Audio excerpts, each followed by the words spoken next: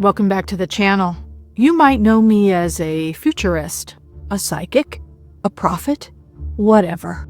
But I'm here to tell you that when a vision haunts me like this one, I know the story must be told.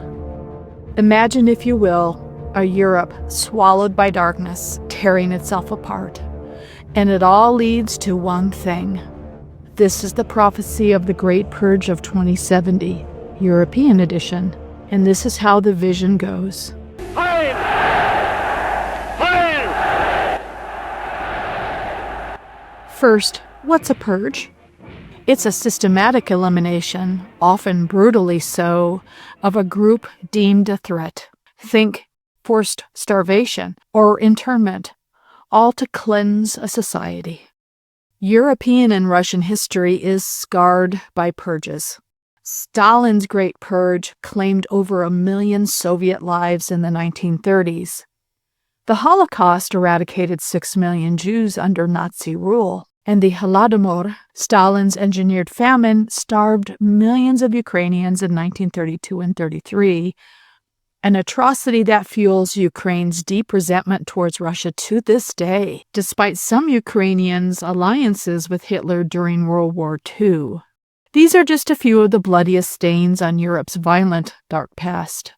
Proof it's no stranger to annihilation. I mean, you're clearly seeing a massive increase in the number of attacks in Italy and broadly in Europe. And the media, the legacy media, downplays these attacks. But the attacks, the terrorism, the killing of innocent people is rising. Every week, there's more. And it's more and more. And eventually, I think we're going to see widespread slaughter in Europe. That is the trend. If you simply extrapolate the trend of what is the rate at which the terrorist attacks are occurring in Europe, and put those points on a graph and extrapolate that graph, it leads to the slaughter of Europe. Elon Musk raises the alarm, citing trending data and his AI insights. But my predictions stem from a more reliable source, the Akashic Records, a cosmic archive of universal knowledge guarded by the angelic realm. And it whispers a different truth, one that humans' fancy algorithms just can't see. What if the true peril lurks not beyond Europe's borders, but within them? That's the vision the records unveil, a slow descent into darkness, cresting in 2070 with a staggering loss of human life. Here's how it unfolds. By 2040, tensions continue to simmer. The UK continues to jail dissenters for criticizing policy. Some EU member states follow suit. That war fizzles, replaced by a civil strife. Key EU Parliament members are arrested and banned.